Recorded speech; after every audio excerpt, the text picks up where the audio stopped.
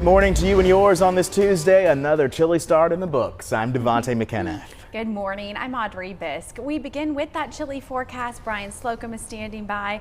Just one more day. We have to brace for it, right, Brian? Bracing is a very good word. Yeah, yesterday it just never really warmed up. It stayed relatively cool all day, and another morning with freezing temperatures in place. This is the last one though, so we're excited about that. Freeze warning in place till 10 o'clock this morning. All Triad counties, all areas along and south of I-40. Northern counties not shaded. Still seeing freezing temperatures as cold as the lower 20s in a few locations. Most temperatures though are in the mid to upper 20s this morning. Winston-Salem fell from 36 to 33, still above freezing with the last holdout that we have. 29 Randleman, 28 in Asheboro, and 29 degrees in Madison currently. We have temperatures farther west, cool in Mount Airy. Let's call it cold at 22 degrees. We're at 28 in Advance, 24 from Rural Hall to Pilot Mountain this morning. Few clouds have kind of worked their way in overnight, but they're lifting to the north and there isn't much behind it, at least not for the moment. We'll start to see more clouds starting to overtake the area this afternoon, with rain chances coming in later tonight for our far western areas. At the bus stop this morning, it's going to be a cold start with some scattered clouds around. Dress the kids up for winter, not spring, as we'll have temperatures closer to 30 or lower first thing, but highs begin to rally today with a high close to 60 today. The beginning of a week-long warm-up that features one day with temperatures that could get close to 80. We'll have much more in that part of the forecast coming up soon.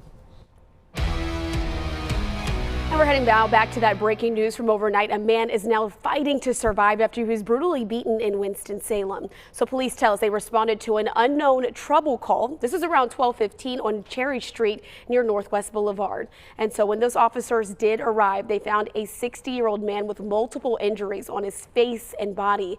EMS did rush the victim to the hospital, and this morning he's currently listed in critical condition. Before heading to the hospital, though, that victim did tell officers that two men attacked him for an unknown reason. Investigators say that it does appear the victim was beaten with a blunt object, which was found there at the scene. Police are now looking for those who may be responsible. It is 6:03. North Carolina is one of the fastest growing states in the nation, but many cities don't have enough affordable housing. Winston-Salem City Council is now taking action to make it easier for people to find and pay for a safe place to live. Jackie Pascal joins us live with more on the project that will soon be built in one area of town. Jackie. Good morning, Devontae, Audrey. So the City Council unanimously approved last night to sell 4 city-owned empty lots to Habitat for Humanity. And the price tag, get this, just $4 for all of it in total. They will be used to build, though, single-family homes for those in the low to moderate income bracket. And that's in an area of town that Habitat for Humanity and city officials both say they would like to see revitalized. They include 2 vacant lots on 18th Street and 2 on 25th Street. Right now, the city of Winston-Salem has a shortage of about 16,000 units of affordable housing, many of those needing to be apartments. So this decision from the city council is pretty big.